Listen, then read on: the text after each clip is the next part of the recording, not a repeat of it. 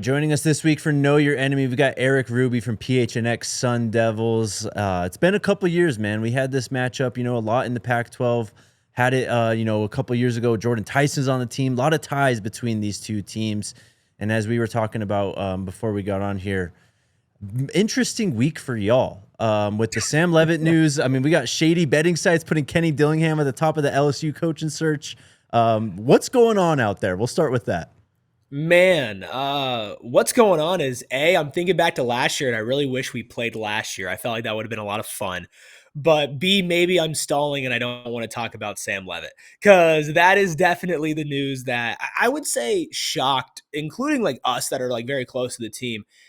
Not as much shocking in the fact that a college quarterback is going to see what their value is, but more the fact that that story came out at the time that it did. Now, you have Sam's brother and agent go out and basically publicly ream the reports, but not confirming that they're 100% wrong, just saying he hasn't decided yet. Basically, right now, there's like a split between the ASU fan base of fans that are just so worried about Sam Leavitt's future, and the other half that, quite frankly, have, I don't know if moved on is the right term, but have just accepted, like, hey, he's not coming back this season, right? We've known that for weeks now at this point. If he wants to be back here, that'd be great. If not, you have faith in Kenny Dillingham. And you mentioned the Dilly rumors and the odds and stuff. He's not going anywhere. Like, we could talk about Sam Leavitt being up in the air and Sam Leavitt not knowing what he's going to do. Kenny Dillingham's going to be back next year. Not only have there been reports from other places that, that he went into the meeting rooms before the Iowa State game and told all of his players that he'd be back, we also at PHNX Sun Devils have confirmed that he is not going anywhere. So it's good. We know we have Kenny. Kenny's going to be around. Sam Leavitt, though, who knows at this point what's going to go on with Sam? I mean, natural transition to Jeff Sims. I ain't gonna lie, bro. Watching the last 2 weeks, that guy has impressed the hell out of me. Buff fans have an interesting perspective because last time we saw Jeff Sims in person, it was the Nebraska game 2 years ago. He turned the ball over like 3-4 times, couldn't stop fumbling the football. It was really bad. And now he's just, he's ascended. It's crazy what I've seen the last 2 weeks. How would you describe, how Jeff Sims has come along in the program and what he's done for y'all the last 2 games? Well, I got to correct you. You mispronounced his name. It's Jeff Hims at this point. Because, look, if you go back to our show pre-Iowa State, my co-host Anthony Totri asked me, what is your confidence level in Jeff Sims leading ASU to a victory on the road at Ames? Not losing the game, but leading. I said a 2. Because realistically, at the point of what we had seen in Jeff Sims, what you had seen from him in Nebraska, and what we had seen from him in the brief starts he had for ASU before that on the road against Utah, where the team gets dominated, and the year before that on the road against Cincinnati, where he played okay, but certainly not enough, and that was one of 2 Big 12 losses for Arizona State last year, all without Sam Leavitt, obviously. He was known as an extraordinarily gifted athlete and a great teammate, a great guy, but there were so many concerns. I think what you're seeing now is Jeff Sims has the offense tailored to him. And Jeff Sims knows that he's not going to be made uncomfortable. When we talked to Kenny when Jeff transferred in, we asked him why. Like, not like disrespectfully, but like, why Jeff Sims? And he just said that the character on him is incredible. His arm talent is incredible. His athleticism is incredible. And when he sat down with him and talked about the turnover issues, Jeff took, responsibility for all the turnovers. But Kenny told us, he's like, half of these turnovers were not his fault. His wide receivers were clearly running the wrong route, or the coach was clearly setting him up to do something that was poor. They are putting him in a position to succeed. It's his first time in his college career having the same offensive coordinator 2 years in a row. He's in the same system. And honestly, he's been great. The turnovers have reared their ugly head a couple of times. He's been able to fall on a couple of fumbles and threw an interception against Iowa State. But he's set records in his starts for ASU so far. He's been more than what ASU fans could have possibly asked for out of him. It's going to be interesting. The Buffs notoriously have struggled to defend the quarterback run, so it's going to be quite the matchup. Jordyn Tyson, though, listed as questionable. I can't imagine he misses this game. I'd bet he's had this game circled for a long time playing CU again. Just, what can you tell us about his status? And then also, how different could this offense look, just reinserting him back into the lineup this weekend as well? Well, the last time we saw Sims and Tyson healthy on the field together was on the road in Utah. And the game was brutal weather conditions. The whole team just didn't show up. Tyson had 6 catches for 42 yards. Realistically, if Jordyn Tyson plays on Saturday, he completely changes the offense because what Jeff Sims has been able to do with some wide receivers that hadn't stepped up so far this year has been honestly nothing short of miraculous. You add a motivated Jordyn Tyson in there, this whole offense is completely different. And if you guys have already had problems stopping running quarterbacks, well, if you have to worry about Jordyn Tyson, you can't put all your attention on Jeff Sims running.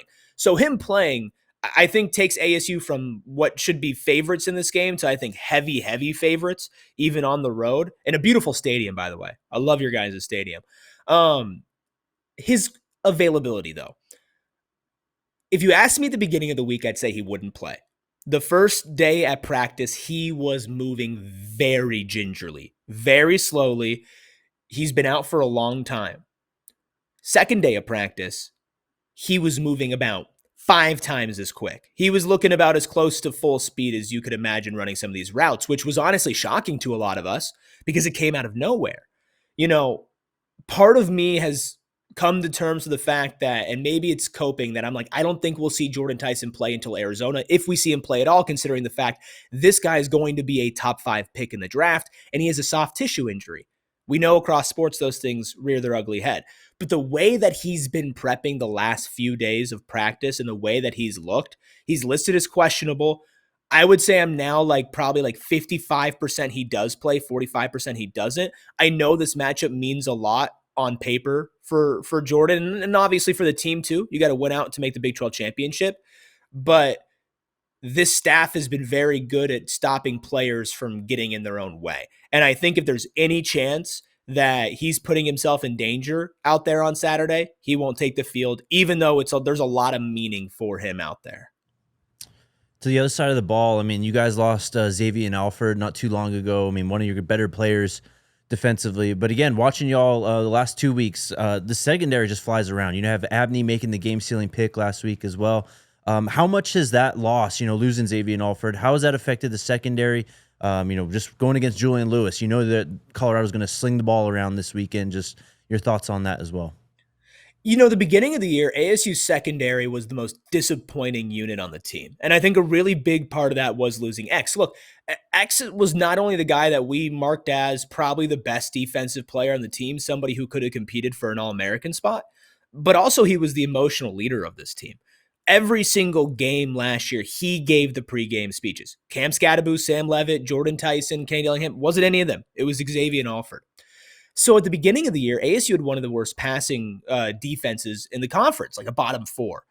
And over time this season, we have seen some very incredible individual play from Keith Abney, who I believe is the best corner in the Big 12 and could be a first-round pick going into the draft, in all honesty.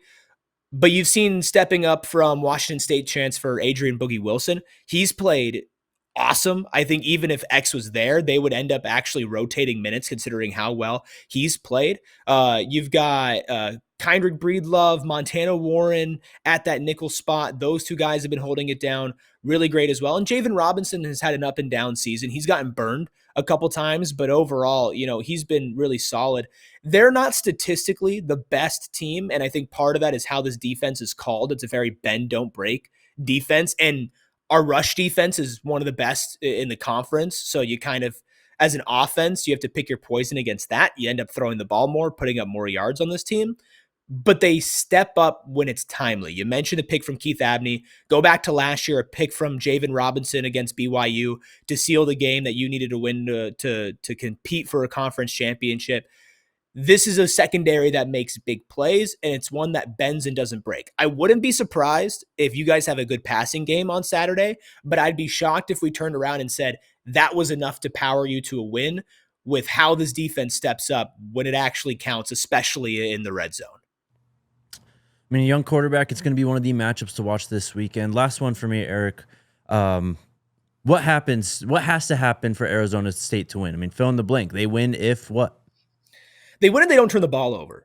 That is the number one thing, not just because of Jeff Sims. I know that is obviously always the talking point with him, but this is one of the worst scoring offenses in the Big 12, and it was that case with Sam Leavitt. The red zone offense and just overall them putting points on the board has been a pretty big problem this year, even though they had two of the best, skill position players. I guess I don't know if you call quarterback a skill position player, but still, you had Sam Leavitt and Jordyn Tyson.